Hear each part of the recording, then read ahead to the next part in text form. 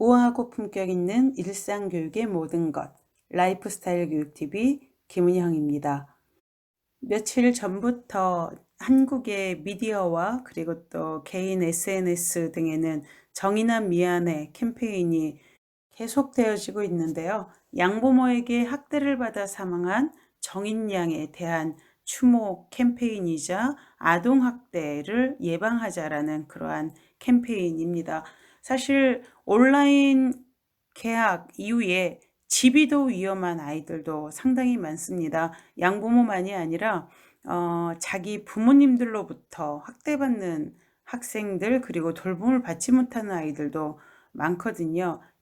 아동학대에 대해서 우리가 당사자한테 미안해하고 이것을 예방하자라고 서로 캠페인을 주고받는 것도 매우 중요한 일이지만 이보다 조금 더 앞서서 시스템을 바꿔줄 필요가 있다는 것이죠. 이것은 제도권 내의 교육정책기관뿐만이 아니라 우리 일개개인이 같이 인식을 공유해야 될 부분이라고 생각이 되어집니다. 그래서 코로나 스쿨 혁명 3-4 아이들에게 집과 부모는 안전한가 파트를 오늘 여러분들과 함께 이 정인양의 죽음을 추모하고 다시는 이러한 아동학대가 벌어지지 않기를 바라는 의미에서 같이 읽어보도록 하겠습니다.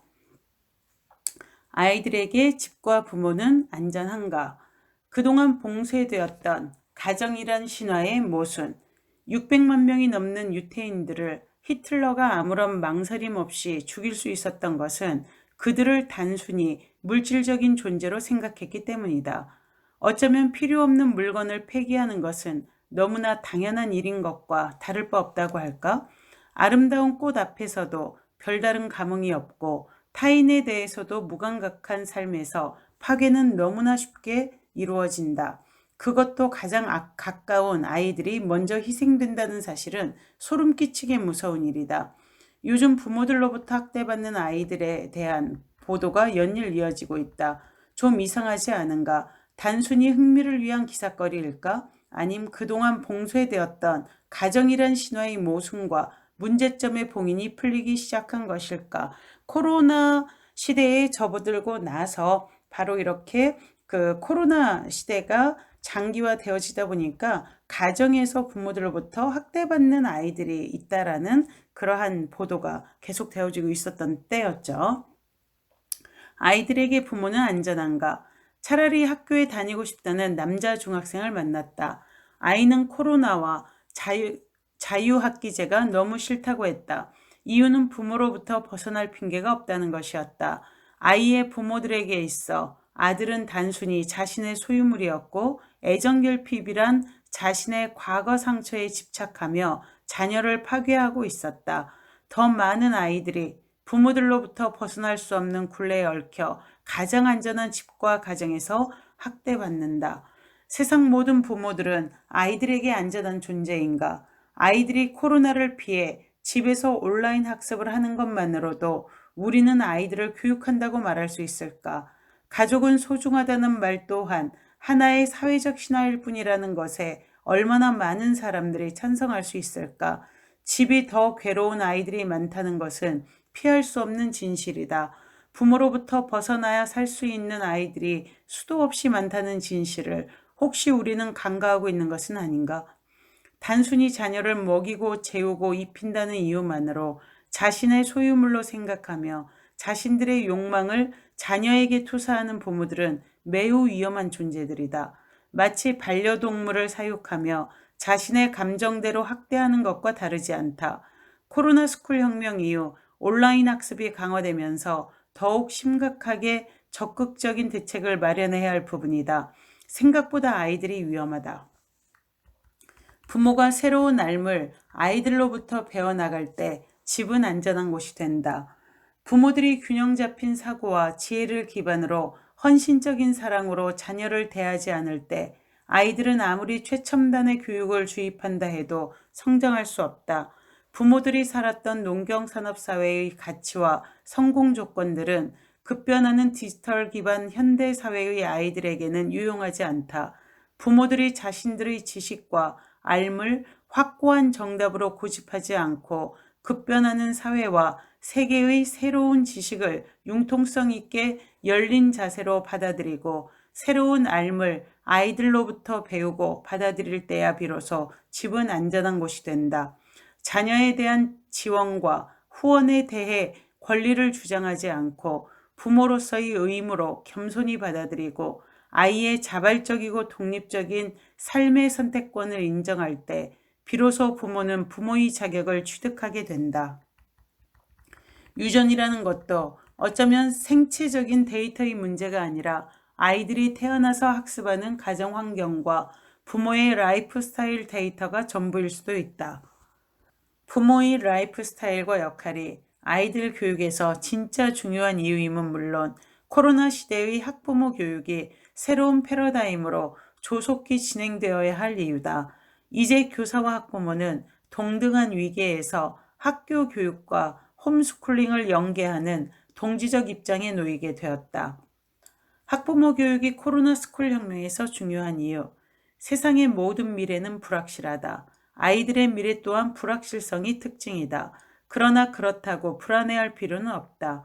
농경사회를 기반으로 성장한 부모들과는 달리 아이들의 삶의 토양은 온라인 데이터다.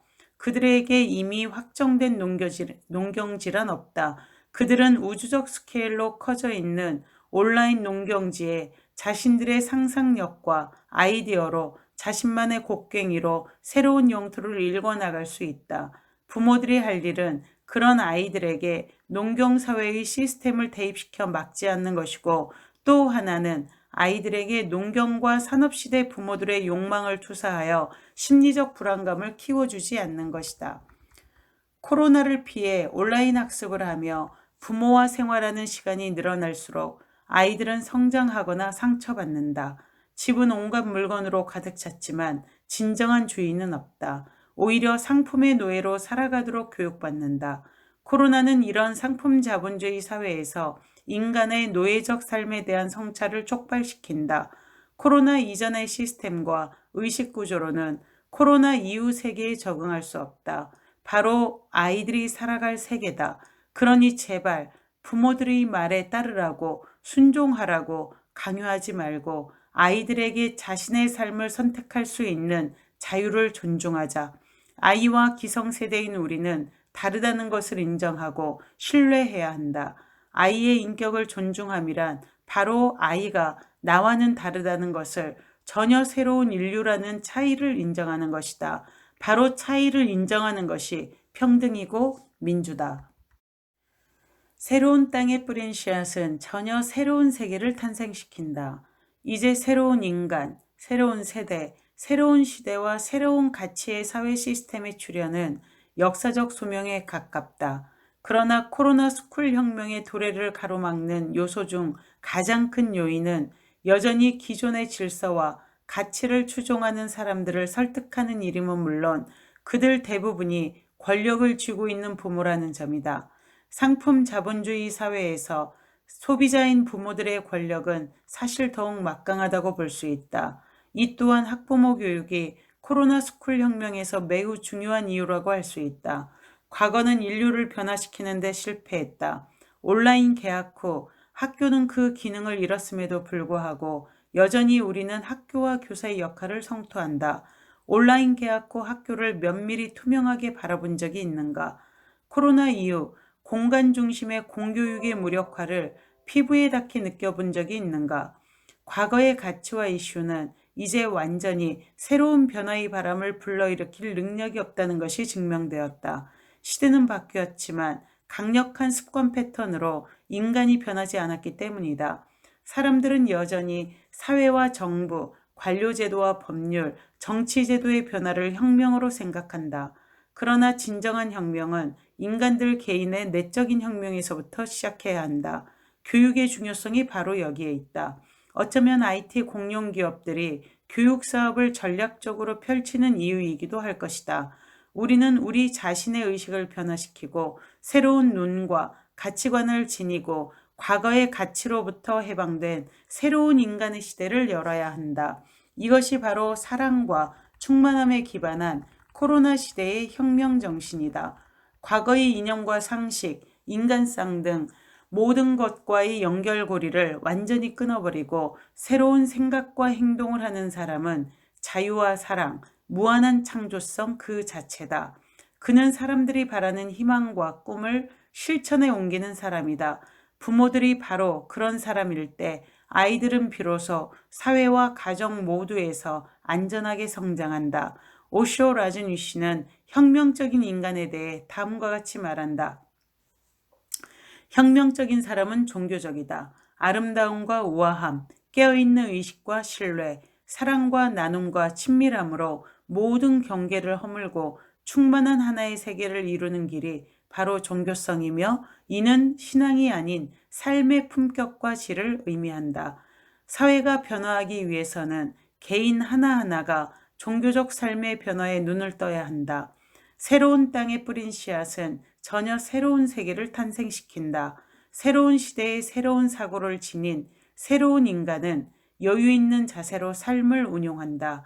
바로 이런 자세의 사람들이 부모가 되어 자녀를 양육할 때 가정과 집은 비로소 안전한 곳이 되고 부모의 존재는 아이들을 위한 최고의 안식처가 된다.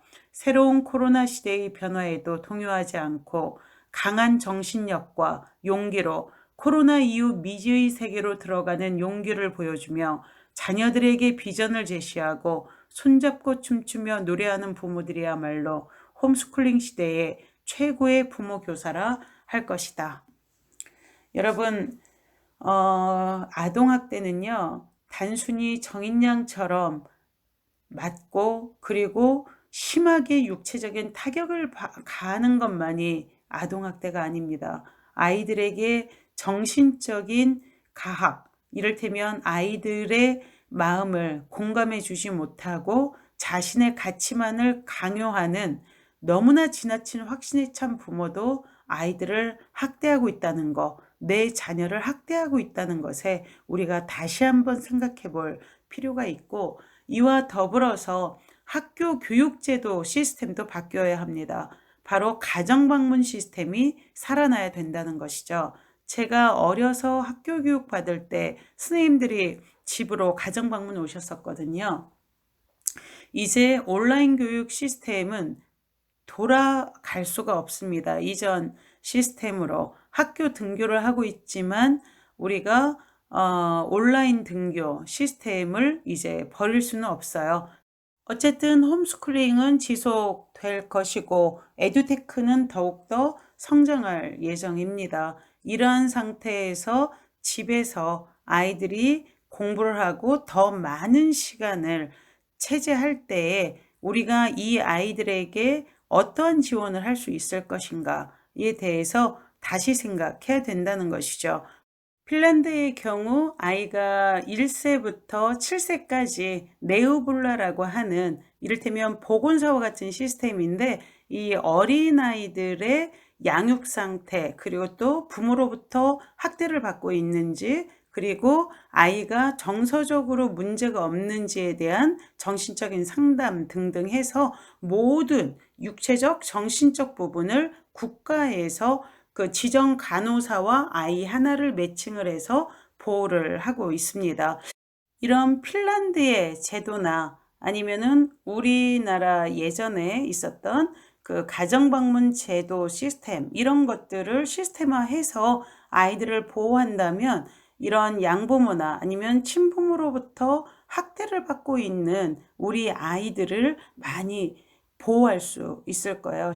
모든 폭력은 그것이 일어난 이후의 사후 처리가 아니라 예방이 중요합니다. 부모에 대한 이러한 아이들의 학대도 마찬가지로 예방교육이 중요해서 조금 전에 말씀드린 것 같은 그러한 시스템에 더불어서 학부모에 대한 교육도 굉장히 중요하다고 볼 수가 있죠. 아이들을 사육하는 것과 교육하는 것은 완전히 다릅니다.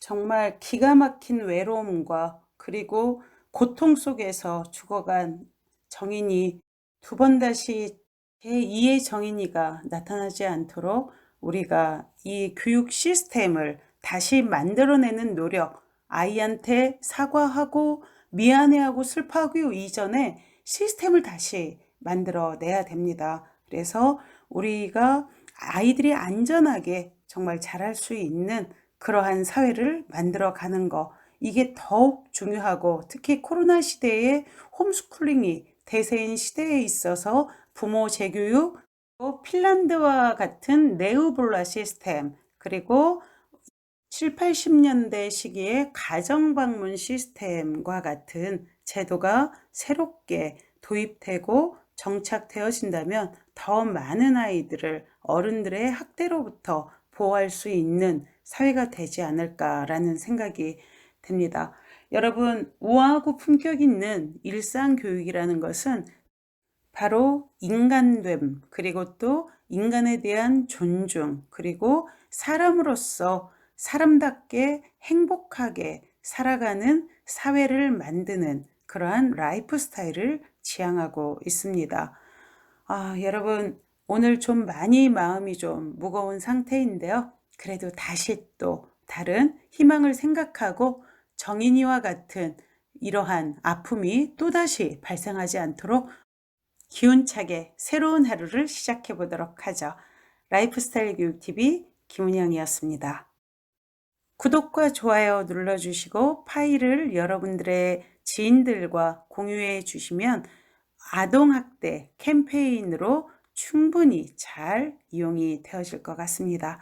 여러분, 우리 모두 정인이의 명복을 빌면서 여기에서 마치도록 하겠습니다.